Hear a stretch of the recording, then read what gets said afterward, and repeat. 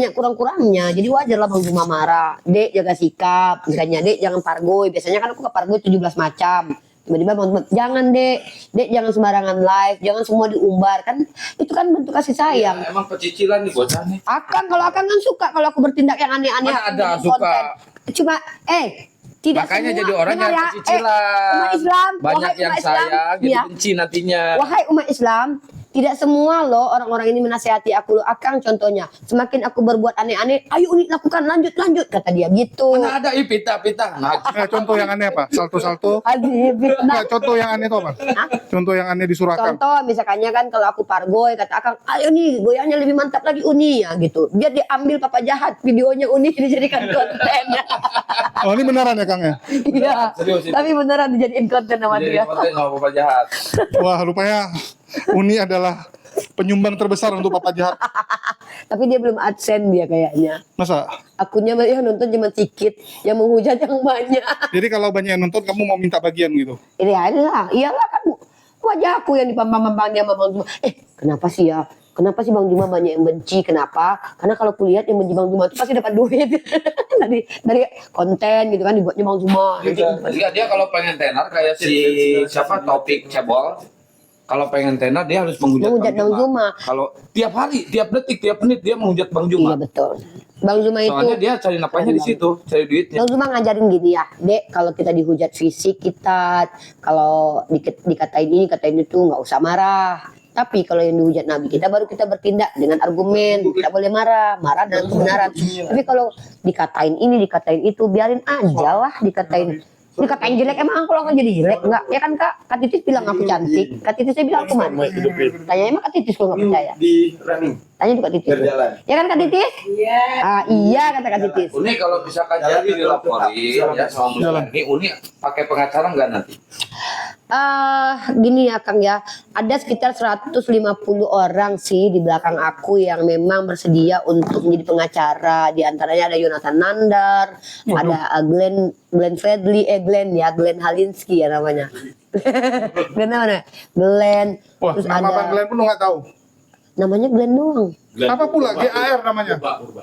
Glenn aja lah nggak kalah aku tahu semua nama orang aslinya Jul, nama kau aja aku nggak tahu aslimu namanya siapa. Udah lanjut skip. Ya kan? Maimun nama asli. Maimun. Cayono. Mbak, Cayono lagi. Jadi kalau ada pun misalnya pengacara-pengacara di belakang layar kayak dari Bunda Ika. Bunda Ika sendiri bilang gini, kalau Uni salah, Bunda yang antarin Uni ke penjara. Ya, Uni makanya jangan salah, jangan aneh-aneh, jangan macam-macam, jangan menghujat. Kalau Uni salah, Bunda yang antarin ke penjara. Kak D juga bilang gitu. Kau ya D. Vonis sudah masuk penjara. Parah kan? Enggak kayak gini loh. Maksudnya tuh mereka nggak polisi. bukan, maksud mereka tuh artinya mereka mengajari aku supaya jangan menghujat kayak Kak Titis tiap hari nasehatin Dek. Oke, coba kita tanya orang aja lah ya. Kak Kira-kira menurut pandangan orang-orang ya, kita tanya pendapat teman-teman. Uni Rifa menghujat nggak? Kita mulai dari Akang. Menurut Akang, Uni Rifa menghujat nggak? Enggak lah, kalau Uni Rifa nggak hujat apa yang ada di dalam Bible ya, Uni Rifa bacakan. Kalau misalkan mereka mau ngelaporin, laporin aja Biblenya, jangan laporin Uni Rifa. Karena Uni Rifa hanya membacakan. Oke, kita nanya sama Daman. Daman, menurut kamu Uni Rifa menghujat nggak? Enggak. Oh, ini kamu terpaksa atau serius? Serius panjang nanti. Enggak. Panjang dikit nggak apa-apa, panjang dikit nggak apa-apa. Apa alasannya Uni Rifa? Wah, jangan. Udah oke. Takut ya? Ku ancam lah dia. Awas kau. Takut Daman sama Uni, weh. Adikku ya, kita tuh berukhuwah, kita saling mencintai, melindungi, saling menyayangi. Tapi kalau salah tetap dimarahin, kayak Bang Zuma marah. Hati-hati Dek bernarasi, hati-hati Dek, jangan terlalu dekat sama laki-laki jahanam kayak Akang Kian Santang, nanti dipitnah gitu. Dinasehatin lah, wajar lah aku ini dinasehatin, namanya aku manusia biasa. Kadang ada gila-gilanya aku sekali ya kan, ya biasa lah, aku manusia biasa. Emang aku apa? Emang aku Tuhan? Enggak lah.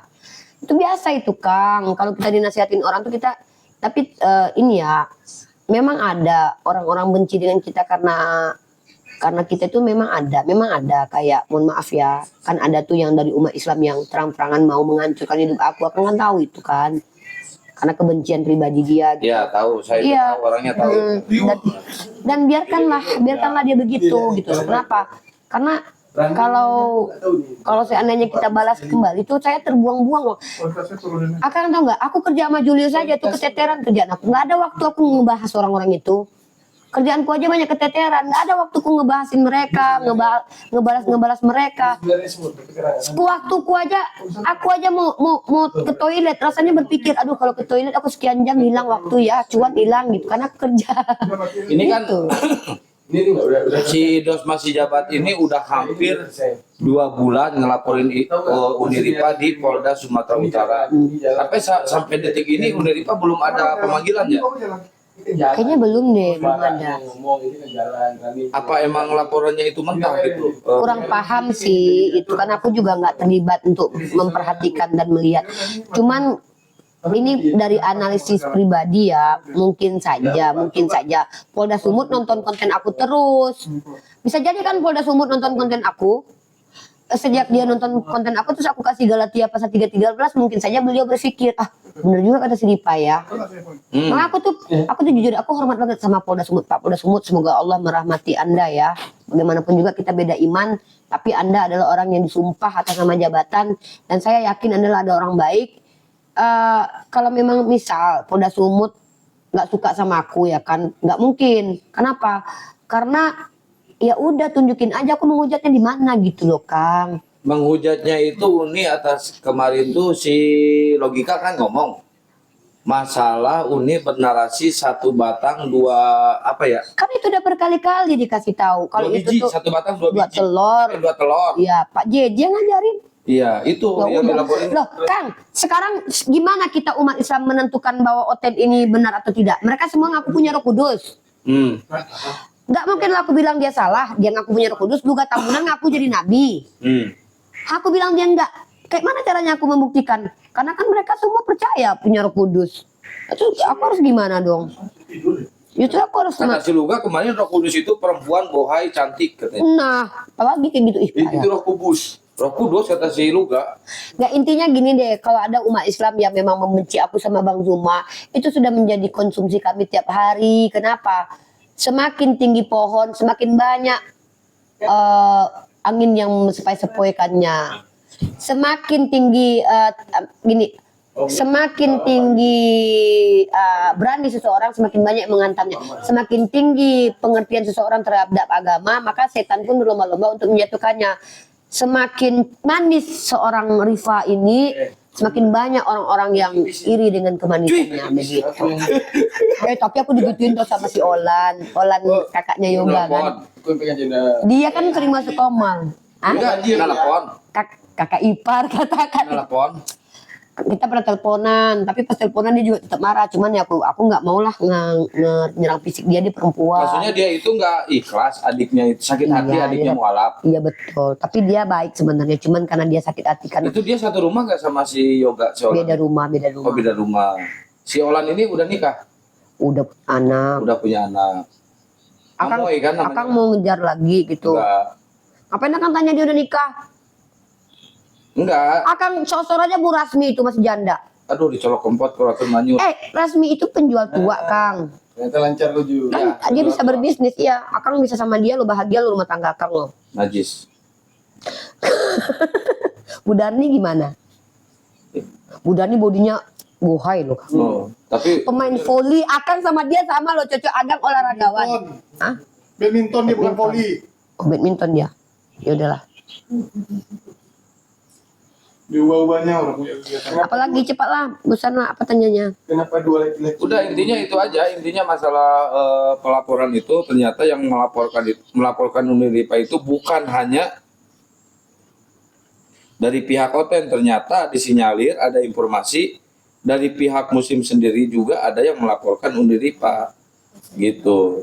Usut punya usut, ternyata yang melaporkan Uniripa itu ada kerjasama dengan orang-orang Kristen yang akan melaporkan para penghujat dari Kristen maupun dari Islam. Biarin aja lah, nggak apa-apa. Gini loh, ya Allah ya Robbi, hidup aku tuh jujur ya. Aku tuh aja kayak waktu 1 detik itu kayak banyak kali lah. Contoh kerjaanku sama Julius belum lagi aku, ya namanya kan kita. Aku juga manusia biasa ya Kang. Ini ya, aku aja masih kayak belajar bahasa Arab belum kuasai, bahasa Ibrani belum sepenuhnya kuasai, bahasa Yunani juga nggak ada waktu aku ngurusin orang-orang itu. Ngapain berpolemik serang personal.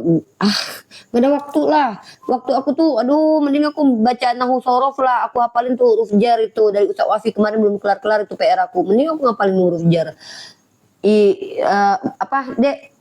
Fibika Bafi tuh waruba wahua mending aku ngafalin itu. Ngapain kita? Tapi memang ya dalam ranah dialektika ini emang banyak dari dulu kok orang yang nyerang pribadi Bang Zuma, nyerang pribadi aku. Si Julius saja juga sering diserang pribadinya kok sama orang-orang kok. Ya kita tuh biasa, cuman ya kita jangan balas balik lah. Kalau aku nggak mau balas balik, aku paling anti sih. Mereka kan kayak gitu nih, kalau misalkan dia tersudut dan merasa kalah dalam debat, mereka akan menghujat pribadi. Ya itu biasa lah. Namanya apa?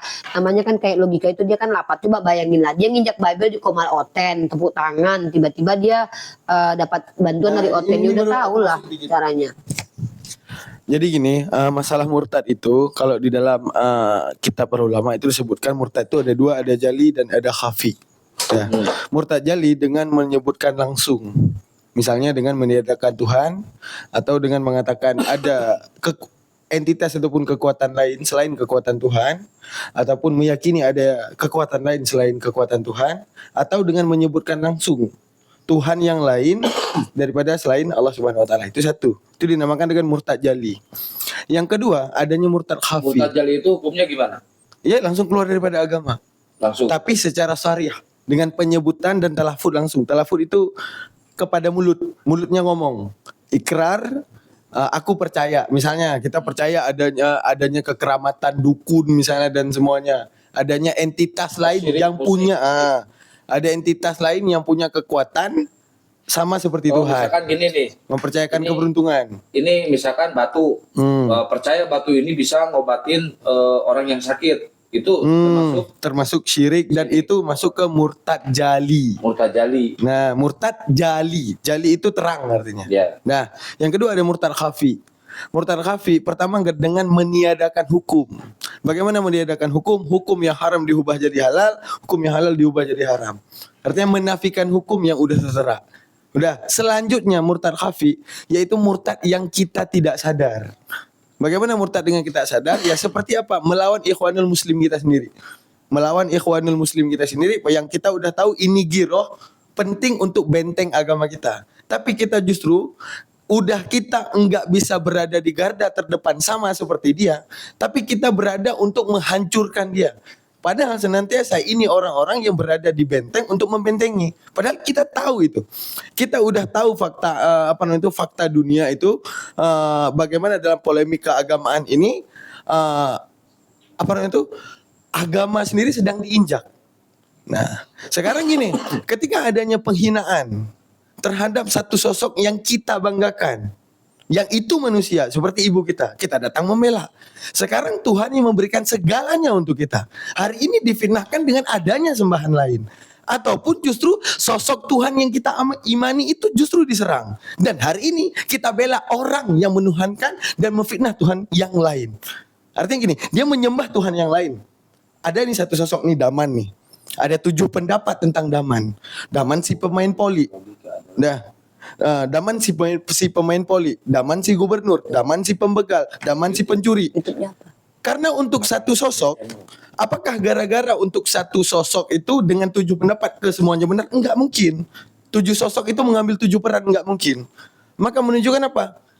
Harus adanya satu kebenaran di antara 7 premis yang dikeluarkan tersebut. Nah, maka kalau dalam Islam, apakah Nabi berpolitika? Sangat berpolitika. Kapan Nabi berpolitika? Sebutkan dalam Quran Al-A'raf ketika Nabi mengatakan dengan istifham ingkari. Amlahum rijlun yamshuna, kata Nabi. Ketika Nabi berapologetik ke orang yang menyembah berhala. Apa kata Nabi? Apakah mereka punya kaki yang dia bisa berjalan kepadamu? Apakah dia punya tangan yang dia bisa menggapaimu? Apakah dia punya mulut yang kemudian dia bisa berbicara denganmu? Bukankah itu dalil apologetik?